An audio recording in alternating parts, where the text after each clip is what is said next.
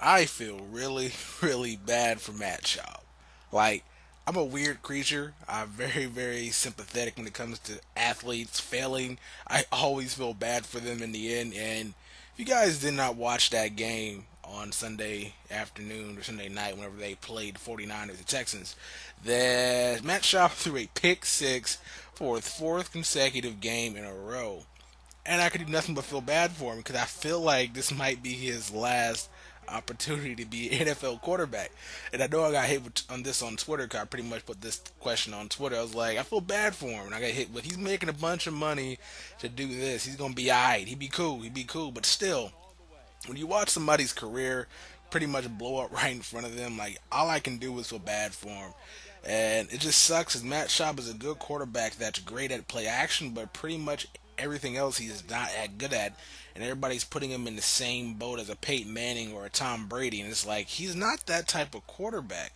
But since he plays for a Texans team who has some great talent, people expect a lot out of him, which in the end is going to make him be set up for failure. And one of my other videos, I said if you want to have some fun, follow a Texans fan, and I feel bad because their misery is. I'm enjoying it, but I just feel bad about it. I feel like such an evil person because I feel I'm really loving what's going on over there in Houston, but I'm hoping Matt Schaub can pick his career because I'm a Panther fan, and if you guys didn't know that by now, I'm a Panther fan, and Jake Delhomme had a pretty much similar career tracked as Matt Schaub. He was really, really, really good for a couple of years down there in Carolina.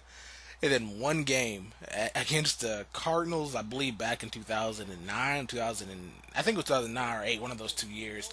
He went to the NFC Championship game, and I believe, or was it championship game? One of one of the NFC games playing the Cardinals, and he threw 5 interceptions and threw a fumble. And then after that, his confidence was shook, and he pretty much came out there throughout the next season after he got his big contract and was just turning the ball over and over and over and over and over again. And that pretty much summed up his career at the Panthers, and he became a Brown. So now a fight is going to be happening with Matt Schaub. So far, 4 interceptions returned for a touchdown, and it doesn't help that he's playing these great teams. It doesn't help that he has one receiver, and it doesn't help that his running back Arian Foster does not look right, and Ben Tate's playing better. There's all this pressure put upon him to win games when he's not that good of a quarterback. And now you just go to Twitter, you see Texans fans just taking him to town. And I just feel bad about the entire whole ordeal. So I'm hoping he can pick it up.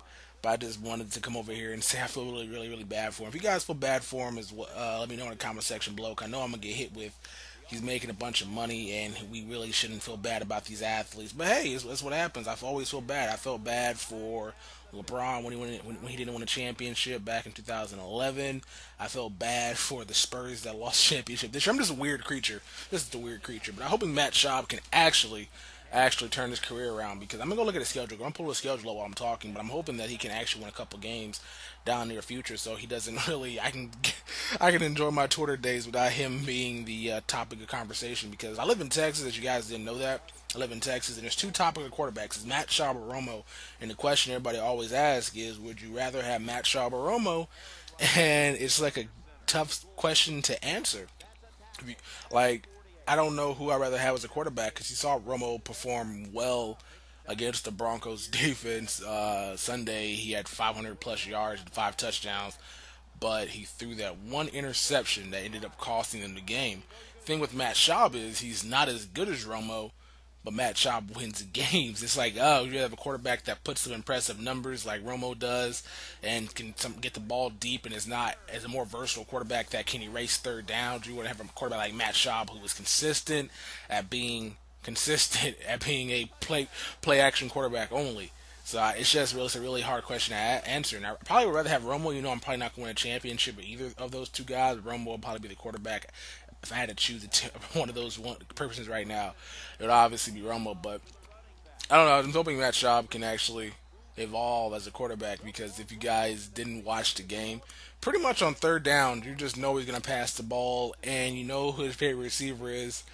and Andre Johnson. You pretty much key off on that and just watch where he's gonna go with the ball, and it's so predictable. And since he can't erase third and long, it's like Ben Roethlisberger, Tom Brady, Peyton Manning, all these other quarterbacks that can erase third down or erase the mistakes in the first two downs. You see Matt Schaub out there just looking stuck, like, oh, I can't do a play action on third and long because they know it's a pass. It just doesn't work like that. So if he's not going to be set up at the nice third and one or third and two to do a play action fake, he's not going to pretty much complete that third down play. While Romo, if you guys saw, he was sitting back there in the pocket, waiting, finding time, creating time with his feet, getting his receivers time to get it open, and just throwing dots out there. So it's a really tough question. I'm hoping I don't know. I'm hoping Matt Schaub.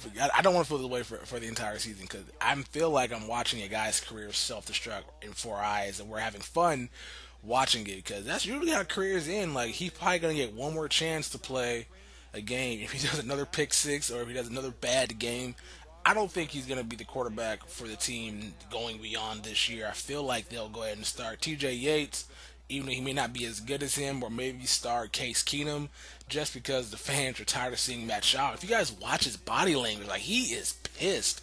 And it's interesting because I don't want to be that pop psychologist looking at body language and saying, well, this guy doesn't look like he wants to win because he has a very, very bad attitude and is very negative and he's not thinking positive, blah, blah, blah. I didn't like that stuff with Cam Newton last year when he said he's moping on the sidelines, so therefore he's not a leader and he's a big baby and he needs to grow up. I don't like being that, but he just looks despondent and looks beat out there. And it's just, it's just sad to see. The same thing happened with David Carr.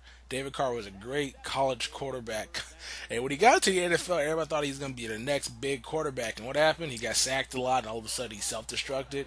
And this is what's happening with Schaub. He's becoming like what Dan Marino was at his last year in Miami, where he just kept throwing pick sixes. And that's pretty much the only way a quarterback can basically ruin a team is by being I don't know, because you're separating a team because you got people that know you're who you you got people players on the team that know you can be this good. Like you got like probably Arian Foster that thinks that Matt Schaub can be a great, excellent quarterback. Same thing with Andre Johnson, but the defense is like he sucks. I'm tired of being out here because he cannot keep us off the field. Like it's just a bunch of drama that's gonna come their way. And if they better win this next game, I'm supposed to pull up the schedule, but I really forgot. Let's see what this Texas schedule looks like. But I'm hoping that they can win some games because that's a good defense and it's a really, really good team defensively. And they have some good parts in the offense, and they should not be losing as many games as they have so far. Where is the schedule at? Let's go look at the schedule. But I don't know. What do you guys feel about it? 'Cause I know I'm gonna get that one person saying money, money, money, money, money rules all over everything. He's gonna be making money, laughing when he's with his bank, having sex with his wife on top of the money, and doing all this other stuff. I'm like, I don't feel that way. Money can only buy you so much. You can't disappear with it for the most part. He's pretty much, if he goes out on his last game throwing some interceptions for touchdowns, and he has like the record, he has a record right now for 4 weeks. So if he has five and keeps adding to that record, he's probably going to be known for that forever. And he will never be taken seriously as an NFL analyst, and he probably just bad. So we got the Rams next week. And the issue with this, I don't think he's gonna throw a pick six against this team. But you never know. They got some nice cornerbacks out there. Cortland Finnegan, Janoris Jenkins, there's that Matt George Donald guy, that safety that caught the pick six against Blaine Gabbert. So you never know if he's self-destructing that bad. He could throw a lot of turnovers that game. Then they got the Chiefs, so that can be another bad game for him. Like he is not gonna have any time, I don't think, to I don't know, redeem himself. If he loses next week, he's pretty much going to be done as a Houston quarterback, and he might not be there in the next couple of years or next upcoming year. So, and even probably with Gary Kubiak, they both might be gone because they passed up on Peyton Manning because I think Peyton Manning was looking at Houston. They passed up on Peyton Manning because Gary Kubiak sold to the GM that Matt Schaub was their quarterback. So now if he loses these next couple of games, he might not be their quarterback. Even though it's early in the season, I don't want to knee jerk and go ahead and overreact to it, but you just never know. You just never know when it comes to this league where you have to win now. But I'm going to go ahead and cut that conversation here. I'll try to do more topics on stuff like this, more expand my commentary game up. Hope you guys enjoyed this video. Drop it a like. If you guys saw this gameplay, it was pretty lopsided. Our opponent ends up rage quitting 30-7. Pretty good game defensively for my team. And hope you guys enjoyed once again. I'm out, this mother bleeper. Peace.